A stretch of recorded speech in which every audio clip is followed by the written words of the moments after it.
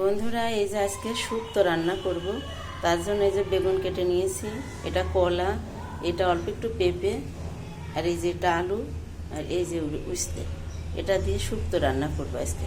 এই যে কড়াই দিয়েছি, এই যে কড়াই গরম হয়ে গেছে, পরিমাণ মতো তেল দিলাম। প্রথমে উস্তে ভেজে নেব।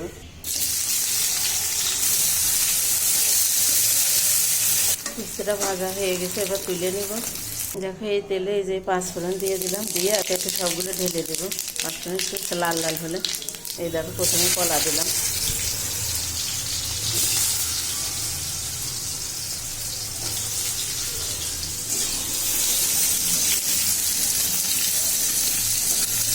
এই যে কেটে দিলাম, এবার এই যে আলু দিয়ে দিচ্ছি, একটু ভাজা এগুলো বেগুন দেবো। এবার বেগুনগুলো দিব,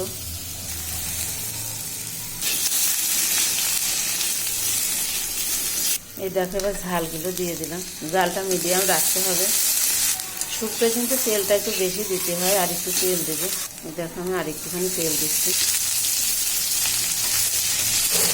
ভালো করে ভেজে নিতে হবে কিন্তু।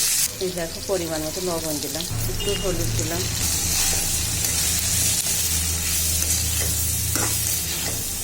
এই দেখো একটু চিনি দিলাম। এটা কিন্তু সম্পূর্ণ নিরামিষ রান্না। দেখো এবারে যে জল দিয়ে দিচ্ছি পরিমাণ মতো।